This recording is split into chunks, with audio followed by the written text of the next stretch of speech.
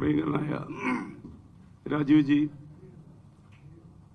വേദിയിലെ ബിജെപിയുടെ സമന്വിത നേതാക്കളെയും ഏറ്റവും പ്രിയപ്പെട്ട മാധ്യമ സുഹൃത്തുക്കളെയും, ഞാൻ ഏതാണ്ടൊരു 35 വർഷമായിട്ട് ഇടതുപക്ഷത്തോടൊപ്പം സഞ്ചരിക്കുകയും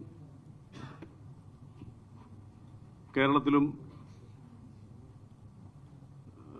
അമേരിക്കയിൽ കുറേ വർഷം ജീവിച്ച ആളാണ്. അവിടെ മാധ്യമപ്രവർത്തനം ഫ്രീലാൻസായിട്ട് നടത്തുകയും പാർട്ടിക്ക് വേണ്ടിയിട്ട് കൈരളി ചാനലിൽ തുടക്കത്തിൽ തന്നെ കേരളത്തിൻ്റെ ഇടതുപക്ഷ ആശയങ്ങളും അതിൻ്റെ വളർച്ചയെക്കുറിച്ച് 10-20 എപ്പിസോഡ് പ്രോഗ്രാം ചെയ്തു. 4-5 വർഷം ഞാൻ ആ ടി വിയിൽ പല പ്രോഗ്രാം ചെയ്തിട്ടുണ്ട്. കോളമിസ്റ്റായിട്ട് പല മാധ്യമങ്ങളിൽ എഴുതിയിട്ടുണ്ട്. കഴിഞ്ഞ 13 വർഷമായിട്ട് കേരളത്തിലെ ടെലിവിഷൻ ചാനലുകളിൽ വലിയ ഗ്യാപ്പില്ലാതെ കൊണ്ട് തന്നെ ഞാൻ സംവാദങ്ങളിൽ പങ്കെടുക്കുന്നുണ്ട്. നിങ്ങളെ പലരുടെയും ക്യാമറ എൻ്റെ ഫ്രണ്ടിൽ വെച്ചിട്ടുണ്ടെന്നാണ് എൻ്റെ ഓർമ്മ.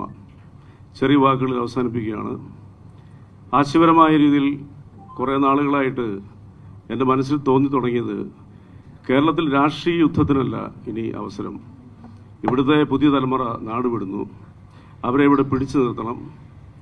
പഴയ ദ്രവിച്ച ആശയങ്ങളുമായിട്ട് ഇനി മുന്നോട്ട് പോയാൽ നമ്മുടെ നാട് വലിയ രീതിയിലുള്ളൊരു വൃദ്ധസദനമായിട്ട് മാറും.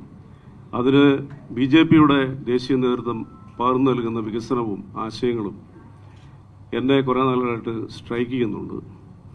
ഞാൻ ഉത്തരേന്ത്യയിലെ പല സ്ഥലങ്ങളിൽ യാത്ര ചെയ്യുമ്പോൾ കാണുന്ന വികസനം എന്നെ ഞെട്ടിച്ചു കളഞ്ഞിട്ടുണ്ട്. കേരളത്തിൽ വികസനമില്ല എന്നൊന്നും ഞാൻ പറയുന്നില്ല. പക്ഷേ ഇനി നമുക്ക് വേണ്ടത്, പണ്ട് BJP-യെക്കുറിച്ച് പറയുന്നത് അവർ വർഗീയവാദികളാണെന്നുള്ളതാണ്. പക്ഷെ നിർഭാഗ്യവശാൽ എൻ്റെ പാർട്ടി കഴിഞ്ഞ കുറേ ദിവസങ്ങളായിട്ട്, കുറേ മാസങ്ങളായിട്ട് കേരളത്തിൽ നടത്തുന്ന വർഗീയ വിഭജനത്തിന് വേണ്ടിയിട്ടുള്ള ഒരു ഇടതുപക്ഷ വ്യതിയാനം നമ്മളെ വല്ലാതെ ദുഃഖിപ്പിച്ചിട്ടുണ്ട്. അപ്പോൾ ആശയങ്ങളുടെ പേരിൽ അത് BJP പകർന്നു നൽകുന്ന ഡെവലപ്മെൻറ്റ്സിനെ കുറിച്ചുള്ള ചിന്തകളും അവരുടെ ഇംപ്ലിമെൻറ്റേഷനും, പ്രത്യേകിച്ച് ഇപ്പോൾ കേരളത്തിനെ നയിക്കുന്ന BJP-യുടെ അധ്യക്ഷൻ ബഹുമാനപ്പെട്ട രാജീവ് ചന്ദ്രശേഖർജിയുടെ ആശയങ്ങളിലൊക്കെ കേരളത്തിന് വേണ്ടിയിട്ട് എന്തെങ്കിലും ചെയ്യണം എന്നുള്ള ആഗ്രഹമുണ്ട്. അപ്പോൾ അതിനോടൊപ്പം സഞ്ചരിക്കാൻ ഞാനും തീരുമാനിച്ചു. ഞാൻ എൻ്റെ പാർട്ടിയായിട്ടുള്ള ബന്ധങ്ങളെല്ലാം വിട്ടു. ഞാൻ പാർട്ടി മെമ്പറാണ്. കുറേ നാളുകളായിട്ട് തന്നെ ഈ ആശയം മുന്നിലുണ്ട്. അങ്ങനെ എന്നെ BJP-യിലേക്ക് ക്ഷണിച്ചു. എനിക്കിപ്പോൾ മെമ്പർഷിപ്പ് നൽകി, ഷാളിട്ട് അണിയിച്ചു. ഇന്നീ നിമിഷം മുതൽ എൻ്റെ വാക്കുകളും എല്ലാം പ്രവൃത്തികളും BJP എന്ന് പറഞ്ഞ രാഷ്ട്രീയ പ്രസ്ഥാനത്തിന് വേണ്ടിയിട്ട് അത് കേരളത്തിൽ വിജയത്തിലേക്കെത്തി കേരളത്തിൻ്റെ ഭരണം കേരളത്തിൽ കയ്യേറാന്ന് ഞാൻ പറഞ്ഞ ഞങ്ങളുടെ കോട്ടയം ഭാഷയാണ്. നിങ്ങളതിനെ പ്രതികരിക്കുന്നത് ചിന്തയായിട്ടായിരിക്കണം. BJP-ക്ക് വേണ്ടിയൊരു ശബ്ദമായിട്ട് അവസരം കിട്ടി ഇനി മാറും കേരളം. ഇനി ആവശ്യം നമുക്ക് ഈ അധപ്പതിക്കുന്ന രാഷ്ട്രീയ ചിന്താഗതികളല്ല, വികസനത്തിൻ്റെ, ഡെവലപ്മെൻറ്റ്സിൻ്റെതായിരിക്കണമെന്ന് ആഗ്രഹിക്കുന്നു.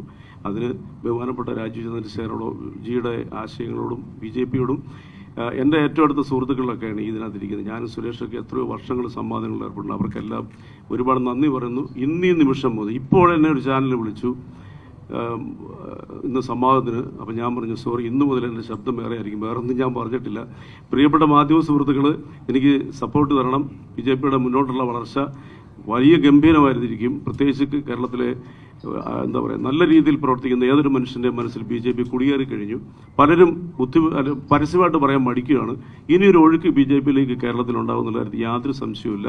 നാളുകൾ കേരളം BJP-ക്ക് വേണ്ടിയിട്ടുള്ളതാണ്.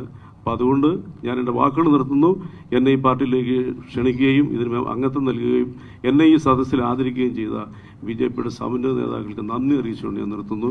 നന്ദി, നമസ്കാരം.